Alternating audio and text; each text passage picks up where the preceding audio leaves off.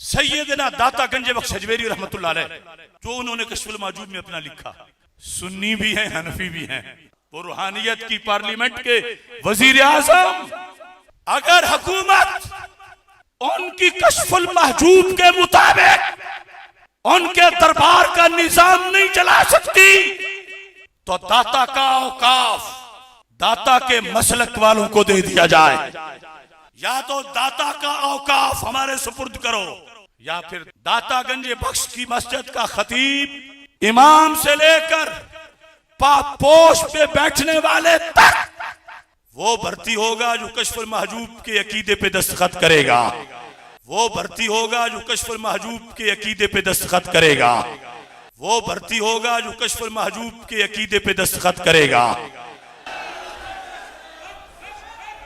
یہ ہیں عقائد داتا گنج بخش۔ تنظیم المدارس کے نصاب میں عقائد نسبی کے ساتھ عقائد گنج بخش کو شامل کیا جائے، اور حکومت، ادارے، اوقاف، یہ لکھا ہے میں نے، لکھا ہے کشف المحجوب سے، لکھا ہے 100% ذمہ داری سے، کوئی ایک حرف بھی غلط ہوا ذمہ دار ہوں، یہ لکھا ہے میں نے، لکھا ہے کشف المحجوب سے، لکھا ہے 100% ذمہ داری سے، کوئی ایک حرف بھی غلط ہوا ذمہ دار ہوں۔ لیکن اب داتا کے کسی عہدے پر وہ بیٹھے گا جو یہ پیپر پاس کرے گا۔ کشف المحجوب جو بابا جی ہمارے لہرایا کرتے تھے، کہتے ہیں جی وہ خواجہ نظام الدین اولیاء کہتے ہیں جس کا کوئی پیر نہیں ہے نا، وہ یہ کتاب پڑھ لے، اسے اپنا مرشد مل جائے گا۔ اس کتاب کے اندر وہ گستاخیاں لکھی ہوئی ہیں کہ جو دیوبندیوں کے بزرگوں کی گستاخیوں کو بھی شرمندہ کر دیں۔ خاص حالت میں تھے تو انہوں نے تو پہلے کلمہ صحیح والا سنا ہے، اور پھر اسی حالت میں انہوں نے مرید کر لیا، ٹن حالت میں۔ یہ کہہ رہے ہیں خاص حالت میں تھے، ٹن حالت میں ہو جاتا ہے ان سے مرید بھی، جبکہ چاچی فارغ ہوئی ہے۔ ہاں، چاچی کا نکاح ٹوٹ گیا ہے کیونکہ کلمہ پڑھا ہے نا۔ آپ کو تو کہتے ہیں نا، کوئی لکھ کے جرمنی چلا جائے نا پولیٹیکل اسائلم کے لیے قادیانی، اور اندر سے ایمان بھی ہو تب بھی قادیانی ہو جاتا ہے، تو تواڈے بابے نہیں ہوندے۔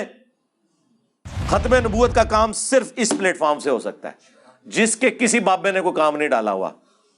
آپ لوگ تو پوری زندگی بابوں سے منہ چھپاتے رہیں گے۔ آپ لوگوں کا حال یہ ہے کہ لوگ اپنی اولاد کے کرتوت کی وجہ سے منہ چھپاتے ہیں نا، آپ لوگ وہ روحانی اولادیں ہو کہ جو اپنے بابوں کے کرتوتوں کی وجہ سے منہ چھپاتے پھرتے ہو۔ کوئی جگہ نہیں ان کو مل رہی بھاگنے کی۔ کل تک تو تم لوگ ہمیں کہتے تھے کہ با خدا دیوانہ باش، با محمد ہوشیار، دیوانگی اور شتیہات اور بونگیاں اور مجذوبیت اور کلندریاں یہ صرف اللہ کے لیے ہوتی ہیں، اور بڑے فخر سے کہتے تھے جی منصور الحاج نے انا الحق کہا تھا، انا محمد کہتا نا وہ، ہم اسے کافر کہتے کیونکہ رسول اللہ کے لیے دیوانگی نہیں ہے۔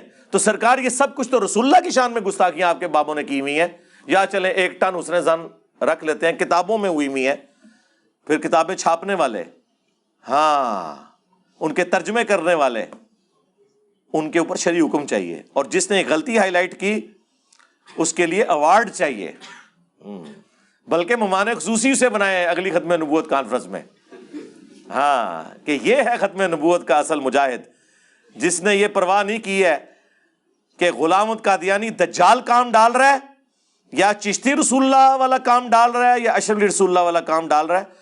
اس نے تو آ کے امت کو صحیح بات بتائی ہے، اور امت کو یہ نعرہ دیا ہے کہ نبی کے جیسا ہے ہی کوئی نہیں، بابے تے شے ہی کوئی نہیں۔ یہ 5 حوالے میں نے دیے جی، ٹائم قیامت تک جے تہاڈی آنے والی نسلیں چ کوئی جم پوے نا، یہ جواب دے، بول وہی جو حق ہے، ٹائم قیامت تک ہے۔ کشف المحجوب جو بابا جی ہمارے لہرایا کرتے تھے، کہتے ہیں جی وہ خواجہ نظام الدین اولیاء کہتے ہیں جس کا کوئی پیر نہیں ہے نا، وہ یہ کتاب پڑھ لے، اسے اپنا مرشد مل جائے گا۔ اس کتاب کے اندر وہ گستاخیاں لکھی ہوئی ہیں کہ جو دیوبندیوں کے بزرگوں کی گستاخیوں کو بھی شرمندہ کر دیں۔ صحف اور شکر کا چیپٹر کھولیں، جس میں جنید بغدادی کا صحف اور بایزید بستامی یعنی یزید ابا جی، ہاں جی، مرید امام جعفر دا نا ابا یزید، واہ واہ واہ، اسی آج نہ رکھنے سے تیار نہیں ہیں. ٹھیک ہے جی, ہم تو معاویہ نام رکھنے کے لیے تیار نہیں ہیں, تم لوگوں نے کنیت رکھی ہوئی ہے ابو یزید, ناسبیوں والے کام. تو وہ یزید ابا جی ان کا سکر ثابت کرتے ہوئے اور صاحب ثابت کرتے ہوئے جنید بغدادی کا ٹیمپرڈ فارم میں جو تورات ہے اس کے واقعے کو انہوں نے کوٹ کیا. وہ پوری تفصیل تورات میں آتی, نعوذ باللہ, کہ حضرت داؤد علیہ السلام ایک دفعہ چھت پہ چڑھے, انہوں نے اپنے صحابی کی بیوی کو نہاتے ہوئے دیکھ لیا, انہیں پسند آئی. اس صحابی کا نام تھا اوریا, یہ اوریا مقبول جان وہی والا نام ہے اوریا, اور انہوں نے اسے جنگ میں قتل کروا کے اس کی عورت کے ساتھ شادی کر لی, نعوذ باللہ. اور اس سے انہوں نے کنکلوڈ کیا کہ حضرت داؤد نے یہ جان بوجھ کے کیا تھا, وہ پوری ہوش میں تھے. صاحب, ایک سین والا صاحب ہے وہ بھول ہوتا ہے جو سجدہ صاحب, ایک سواد والا صاحب ہوتا ہے پوری انٹینشن سے. وہ کہتے ہیں اس لیے داؤد علیہ السلام نے معافیاں بعد میں مانگی نا, وہ ہوش میں تھے, انہوں نے یہ غلط کام کیا. تو حضرت جنید بغدادی کا جو صاحب کا اسکول آف تھاٹ ہے وہ اس کو فالو کرتا ہے. چنگی شے فالو کر دو, قرآن دی اس نو فالو کرو, کوئی اہل بیت نو پڑھو, کیڑے پاسے لگے ہوئے ہو تسی. اور کہتے ہیں سکر بازید بستامی کا, اس کی کہتے ہیں مثال یہ ہے کہ ہمارے نبی کی بھی تو ایک دفعہ نظر اپنے صحابی کی بیوی زید ابن حارثہ کی بیوی پہ پڑی, سیدہ زینب کے اوپر, انہیں پسند آ گئی اور نعوذ باللہ وہ شادی کر لی. تو رسول اللہ حالت سکر میں تھے, یعنی ہوش میں نہیں تھے ان کے بقول, اس لیے اللہ نے ان پہ گرفت نہیں کی ہے. تو یہ بازید بستامی بھی جو ارشادات فرماتے رہتے ہیں نا, ان کے اوپر گرفت نہیں ہوگی کیونکہ وہ سکر کی حالت میں ہوتے ہیں. اور یہ بازید بستامی کا سکر نبی علیہ السلام کے اوپر ایک جھوٹ باندھ کے, ایک جعلی واقعہ, خود ان کے پیر کرم شاہ صاحب الازہری نے ضیاء القرآن تفسیر میں لکھا ہے کہ یہ کافروں نے یہ والا واقعہ ہماری کتابوں میں ڈالا ہے رسول اللہ کو بدنام کرنے کے لیے صلی اللہ علیہ وآلہ وسلم. لیکن وہی پیر کرم شاہ صاحب کشف المحجوب کا مقدمہ لکھ رہے ہیں, ایک ٹکٹ میں دو مزے. بغیر پڑھے لکھا تو کیوں لکھا, اور پڑھ کے لکھا تو کیوں نہیں بتایا کہ یہ گستاخانہ کتاب ہے. کدھر جاؤ گے؟ ہم نے بند گلی میں انہیں داخل کر کے آگے وہ جس طرح ذوالقرنین بادشاہ نے وہ دیوار چڑھا دی تھی نا یاجوج ماجوج کے آگے, ان کے آگے دیوار چڑھا دی ہے. کدھر جائیں گے؟ یہ دیوار اب بھی ہٹ سکتی ہے. صدق کے دل سے کلمہ پڑھ کے اپنے ایمان کا اظہار کریں اور بزرگوں سے اعلان برات کریں, ٹھیک ہے, اور ہمارے ساتھ مل کے یہ نعرہ لگائیں کہ نبی کے جیسا ہے ہی کوئی نہیں, بابے تے شے ہی کوئی نہیں. یہ نعرہ لگائیں, انشاءاللہ سب کچھ معاف ہو جائے گا, میں گارنٹی دیتا ہوں آپ کو انشاءاللہ تعالی. تو یہ صاحب اور سکر کی بحثوں میں انہوں نے یہ گستاخی کی اس شخصیت کے بارے میں, اللہ, جن کے بارے میں قرآن کہہ رہا ہے ما ضل صاحبکم وما غوا, تمہارے نبی نہ کبھی بہکے ہیں نہ کبھی بے راہ چلے ہیں. جن کے بارے میں بخاری مسلم میں حدیث کہ نبی صلی اللہ علیہ وآلہ وسلم میں کنواری لڑکیوں سے زیادہ شرم و حیا تھی. ان کے بارے میں یہ بات کر رہے ہیں. دو حوالے ہو گئے. تیسرا حوالہ بھی کشف المحجوب سے, جو یہ الزام کل تک باقیوں کے اوپر لگاتے تھے حیات النبی صلی اللہ علیہ وآلہ وسلم کے حوالے سے, اس عقیدے کے اوپر ڈاکہ بھی کشف المحجوب میں موجود ہے. امام ابو حنیفہ رحمۃ اللہ علیہ کی طرف ایک خواب منسوب کیا گیا. کشف المحجوب میں امام حنیفہ کے چیپٹر کو نکال کے دیکھ لیں, اس میں یہ لکھا ہوا ہے کہ امام ابو حنیفہ نے خواب میں دیکھا کہ رسول اللہ کی قبر کو کھود کر اس میں سے آپ کی ہڈیاں جمع کر رہے ہیں. استغفر اللہ واتوب الیہ. کیا کسی مسلمان کا عقیدہ ہے کہ نبی علیہ السلام کا جسم مبارک ہڈیوں کی شکل میں وہاں پہ؟ نعوذ باللہ. یعنی جی خواب ہے یار, اللہ کے نبی صلی اللہ علیہ وآلہ وسلم کے بارے میں اللہ اس طرح کا گستاخانہ خواب کسی کو دکھائے گا؟ ترجمہ کیا ہوا استخوان مبارک, پتہ ہی نہ چلے کے لیے ہے استخوان مبارک. اور تذکرۃ الاولیاء میں بھی یہ واقعہ موجود ہے, وہاں لکھا ہوا ہے ہڈیاں جمع کر رہے ہیں, باز کو باز سے چن رہے ہیں. استغفر اللہ. اور خواب کوئی گھڑنا تھا نا بابے کو اونچا کرنے کے لیے, تو ہم آپ کو بتاتے ہیں کہ امام حنیفہ نے خواب میں دیکھا کہ نبی علیہ السلام کے برتن سمیٹ رہے ہیں، آپ کے کپڑے مبارک اکٹھے کر رہے ہیں، آپ کی لاٹھی مبارک. یہ بات کرتے قبر کھود کر ہڈیاں بعض کو بعض سے الگ کر رہے ہیں. اور صبح اٹھ کے جب ابن سیرین سے پوچھا تو انہوں نے کہا کہ آپ رسول اللہ کی سنت کو جمع کریں گے. استغفر اللہ. کیا خواب یار، اللہ کے نبی کے بارے میں یہ خواب دکھایا جائے گا؟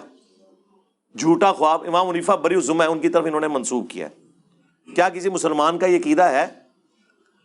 ہمارا تو عقیدہ ہے کہ تمام انبیاء اپنی قبروں میں آخرت کی زندگی کے ساتھ زندہ ہیں، دنیا کی زندگی کے ساتھ نہیں. وہ اللہ کو پتہ ہے. جسم ان کے سلامت ہے. وہ ابو داؤد میں حدیث ہے، مشکات میں موجود ہے، پوری امت کا اتفاق ہے، سوائے ایک دو محدثین کا تفرد ہے، لیکن وہ بھی عقیدے کو درست مانتے ہیں. ان کو وہم لگا اس کی سند کے اوپر، عقیدہ وہ یہی مانتے ہیں کہ ابو داؤد میں حدیث ہے، ان اللہ حرم علی الارض ان تاکل اجساد الانبیاء، بے شک اللہ تعالیٰ نے حرام کر دیا ہے مٹی کے لیے کہ وہ نبیوں کے جسموں کو کھائے. اور یہ ہمیں کیا عقیدہ بتا رہے ہیں؟ بلکہ اس کی جڑ تو قرآن میں موجود ہے. سورہ سبا میں آیا ہے کہ حضرت سلیمان علیہ السلام بھی لاٹھی کے سہارے یوں بیٹھے رہے اور جنات کو پتہ ہی نہیں چلا، اور لاٹھی کو دیمک نے چاٹ لیا. کتنے مہینے لگے ہوں گے، کوئی کیڑا ان کے جسم کے اوپر نہیں چڑھا.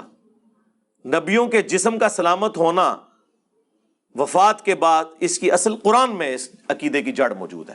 یہ میں منکرین حدیث کے لیے بات کر رہا ہوں کہ اس کی اصل قرآن میں موجود ہے سلیمان علیہ السلام کے بارے میں. تو اب یہ ذرا بتائیں، یہ واقعہ لکھ کے انہوں نے نکالا کیا ہے؟ 3 گستاخیاں ہو گیا. آج اور چوتھی. کشف المحجوب میں ہی لکھا ہوا ہے کہ بایزید بستامی کہا کرتے تھے، سبحانی سبحانی ما اعظم شأنی، میں پاک ہوں، میں پاک ہوں، میری شان بہت بلند ہے. اور اینڈ پہ وہ لکھتے ہیں کہ اصل میں اللہ ان کے منہ سے بول رہا تھا. استغفر اللہ استغفر اللہ. یہ عقیدہ تو ہمارا رسول اللہ کے بارے میں نہیں ہے، ان کے بارے میں بھی ہے. وما ينطق عن الهوى ان هو الا وحی یوحى.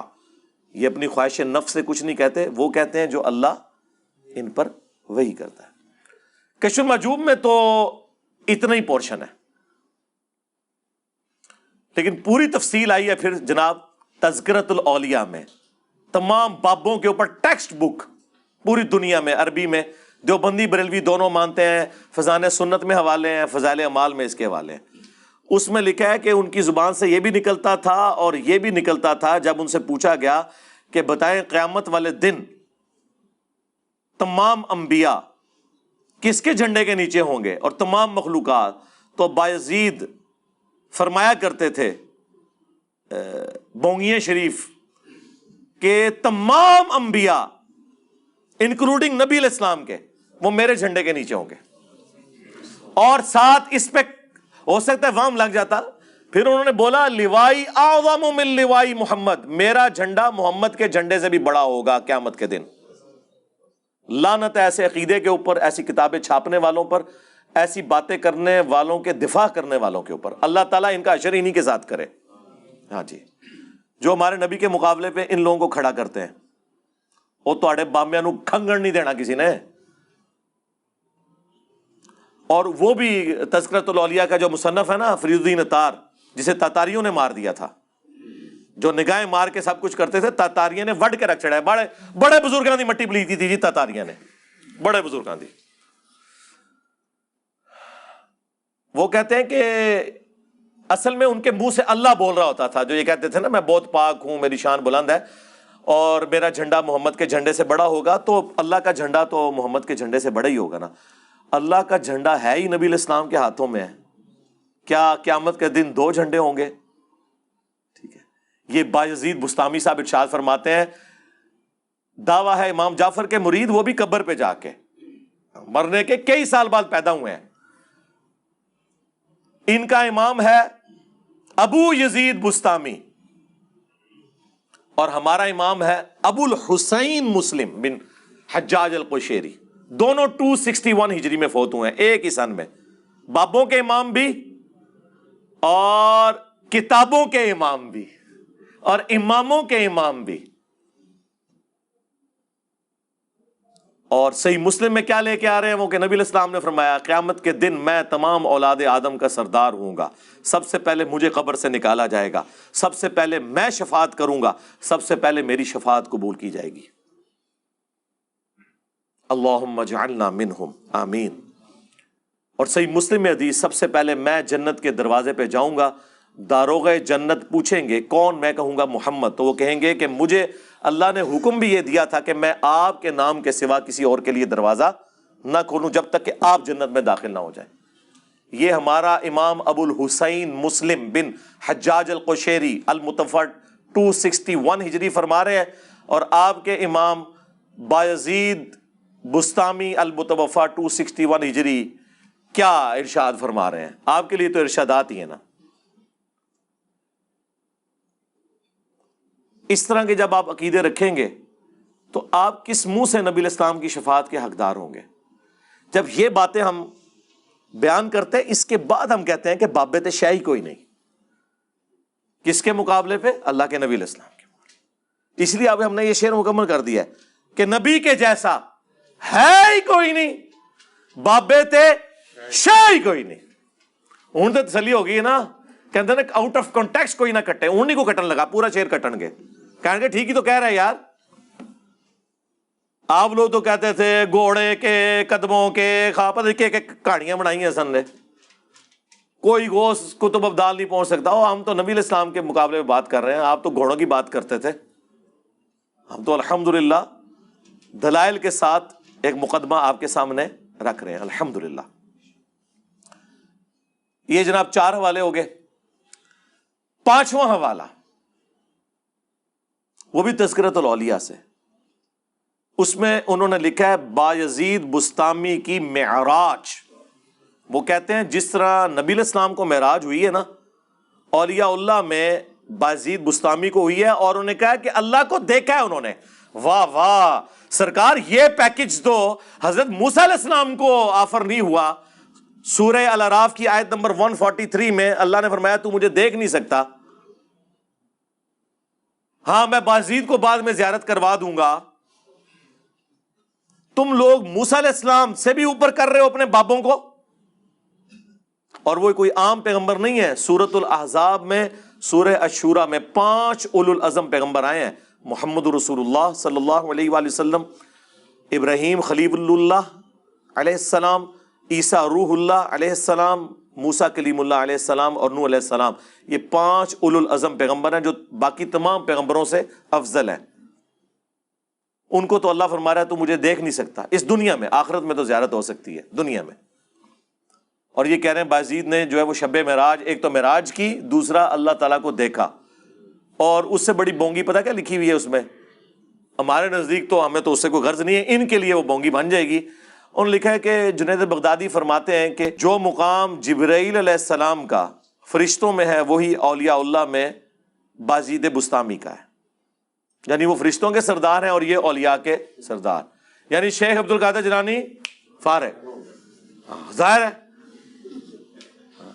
اور عبد القادر جیلانی تو بازید کے آلموسٹ کوئی 200 سال بعد آئے ہیں، 200-250 سال بعد، تو وہ اس پوسٹ پہ آ کے بیٹھ ہی سکتے۔ جبرائیل نے معزول تو نہیں ہونا نا، تو یا بازید بستامی معزول ہو چکے ہیں، اور فرما رہا کون ہے؟ جنید بغدادی۔ جنید بغدادی خود شیخ عبد القادر جیلانی کے پردادا پیر ہیں۔ شیخ عبد القادر جیلانی کا جو سلسلہ ہے نا بیعت کا، وہ جنیدی سلسلہ ہے، وہ تو خود جنید بغدادی کے مریدوں کے مرید ہیں، اور وہ کہہ رہے ہیں کہ ہمارا سردار وہ ہے، تو پھر شیخ عبد القادر جیلانی تے شاہی کوئی نہیں۔ ہن فیصلہ کرو کہ کدے نہ پورا کرنا ہے۔ ہم تو یہ مانتے ہیں کہ اولیاء اللہ کے سردار ہیں ابو بکر، عمر، عثمان اور علی رضی اللہ عنہم اجمعین وعلیہم السلام اجمعین۔ ٹھیک ہے، آپ آپس میں جو فیصلہ کرنا ہے وہ کرتے رہیں، ہمارا کوئی لینا دینا نہیں۔ یہ 5 حوالے میں نے دیے ہیں جی، ٹائم قیامت تک جے تہاڈی آنے والی نسلیں کوئی جم پوے نا یہ جواب دے، بول وہی جو حق ہے، ٹائم قیامت تک ہے۔ اینڈ پہ میں اسے کنکلوڈ کرتا ہوں جو ان کے پاس بونگیوں کے دفاع کے لیے وہ کہتے ہیں جی وہ دیکھیں بزرگوں کی شتیہات ہیں، وہ جی ایک حدیث ہے نا جی مسلم شریف میں، جی کون سی حدیث؟ اب وہ مسلم شریف کی حدیث کا اس سے کوئی لینا دینا ہی نہیں ہے، وہ مشکات میں بھی موجود ہے. نبی صلی اللہ علیہ وآلہ وسلم نے ایک گنہگار شخص کی توبہ کا حال بیان کیا ایک مثال سے کہ ایک شخص سفر پر نکلا، ریگستان کے سفر پر، اس کا سارا ساز و سامان اونٹ پر لدا ہوا تھا. تھوڑی دیر کے لیے آرام کے لیے رکا تو اس کا اونٹ وہاں سے بھاگ گیا. اٹھا تو پریشان ہوا، ریگستان کے سفر میں اونٹ غائب تو آپ کی زندگی گئی، کیونکہ کئی میل تک پانی نہیں ملے گا. وہ بیٹھ کر موت کا انتظار کرنا شروع ہو گیا. اچانک وہ اونٹ واپس آ گیا. وہ اتنا خوش ہوا کہ اس نے کہنا تو یہ تھا کہ اے اللہ میں تیرا بندہ، تو میرا رب. اس کی خوشی کی وجہ سے زبان لڑکھڑا گئی اور اس کی زبان سے غلطی سے نکل گیا اے اللہ تو میرا بندہ میں تیرا رب. اور آگے الفاظ ہیں جو یہ نہیں پڑھتے، من شدت الفرح، خوشی کی شدت کی وجہ سے زبان لڑکھڑا گئی. یہ نہیں کہ بیٹا پڑھ چشتی رسول اللہ، یا بیٹا جو تو نے اشرلی رسول اللہ پڑھا خواب میں اور اس کے بعد دیداری میں، بڑی تسلی ہے اس میں تیرے لیے، بیٹا ٹینشن نہیں لینی. اس واقعے کا اس سے کوئی لینا دینا ہے؟ اور اس سے وہ کہتے ہیں بزرگوں نے بھی جو کہہ دیا تو وہ بھی اس میں خاص حالت میں تھے. خاص حالت میں تھے تو انہوں نے تو پہلے کلمہ صحیح والا سنا ہے اور پھر اسی حالت میں انہوں نے مرید کر لیا ٹن حالت میں. یہ کہہ رہے ہیں خاص حالت میں تھے، ٹن حالت میں ہو جاتا ہے ان سے مرید بھی. جبکہ چاچی فارغ ہوئی ہے، ہاں چاچی کا نکاح ٹوٹ گیا ہے کیونکہ کلمہ پڑھا ہے نا. آپ کو تو کہتے ہیں نا کوئی لکھ کے جرمنی چلا جائے نا پولیٹیکل اسائلم کے لیے قادیانی اور اندر سے ایمان بھی ہو تب بھی قادیانی ہو جاتا ہے. تو تواڈے بابے نہیں ہوندے. ختم نبوت کا کام صرف اس پلیٹ فارم سے ہو سکتا ہے جس کے کسی بابے نے کوئی کام نہیں ڈالا ہوا. آپ لوگ تو پوری زندگی بابوں سے منہ چھپاتے رہیں گے. آپ لوگوں کا حال یہ ہے کہ لوگ اپنی اولاد کے کرتوت کی وجہ سے منہ چھپاتے ہیں نا. آپ لوگ وہ روحانی اولادیں ہو کہ جو اپنے بابوں کے کرتوتوں کی وجہ سے منہ چھپاتے پھرتے ہو. کوئی جگہ نہیں ان کو مل رہی بھاگنے کی. اس سے وہ ایک پلی لیتے تھے. یا پھر ان کے پاس آخری حال یہ ہے، وہ کہتے ہیں دیکھیں جی ایک حدیث ہے جی بخاری شریف میں، وہ تعلیقاً امام بخاری نے مولا علی کا قول نقل کیا ہے. جب سیدنا عمر نے ایک پاگل شخص کے خلاف حد قائم کی تھی تو مولا علی نے انہیں روکا کہ اس کے اوپر حد قائم نہیں ہوتی. اور مولا علی نے فرمایا کہ 3 لوگ ہیں جن سے اللہ تعالیٰ نے قلم اٹھا لیا ہے. ایک پاگل شخص جب تک کہ ہوش میں نہ آ جائے، دوسرا سویا ہوا شخص جب تک کہ جاگ نہ جائے، تیسرا نابالغ جب تک کہ وہ بالغ نہ ہو جائے. اور یہ حدیث مرفوع بھی ہے نبی علیہ السلام سے سنن ابن ماجہ میں. تو کہتے ہیں دیکھیں نا پاگل شخص سے قلم شریعت کا اٹھا ہوا ہے تو پاگل کا ہونا پھر انہوں مجذوب کلندر کبھی کوئی نام سیدھی طرح کو پاگل تو ہم ٹھیک ہے. اور پاگل کہنے میں یہ بچیں گے اگر یہ ہوش میں سب کچھ انہوں نے کیا ہے پھر نہیں بچتے. نہ پاگل کو نہیں جی وہ اللہ کی محبت میں پاگل ہونا اس کو ہم پاگل نہیں کہتے، وہ خاص کیفیت ہوتی ہے. ہم کہتے ہیں رکو ذرا صبر کرو، کل تک تو تم لوگ ہمیں کہتے تھے کہ با خدا دیوانہ باش، با محمد ہوشیار، دیوانگی اور شتیہات اور بونگیاں اور مجذوبیت اور کلندریاں یہ صرف اللہ کے لیے ہوتی ہیں. اور بڑے فخر سے کہتے تھے جی منصور الحاج نے انا الحق کہا تھا، انا محمد کہتا نا وہ ہم اسے کافر کہتے کیونکہ رسول اللہ کے لیے دیوانگی نہیں ہے. تو سرکار یہ سب کچھ تو رسول اللہ کی شان میں گستاخیاں آپ کے بابوں نے کی ہوئی ہیں.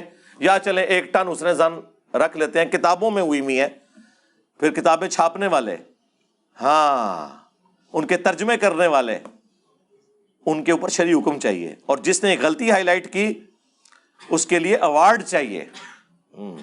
بلکہ مہمان خصوصی سے بنائے اگلی ختم نبوت کانفرنس میں، ہاں کہ یہ ہے ختم نبوت کا اصل مجاہد جس نے یہ پرواہ نہیں کی ہے کہ غلام احمد قادیانی دجال کام ڈال رہا ہے یا چشتی رسول اللہ والا کام ڈال رہا ہے یا اشرف رسول اللہ والا کام ڈال رہا ہے. اس نے تو آ کے امت کو صحیح بات بتائی ہے اور امت کو یہ نعرہ دیا ہے کہ نبی کے جیسا ہے ہی کوئی نہیں، بابے تے شے ہی کوئی نہیں. صلو علی محمد وآل محمد، اللہم صلی علی محمد وعلی آل محمد واصحاب محمد وازواج محمد وامت محمد اجمعین الی یوم الدین، آمین.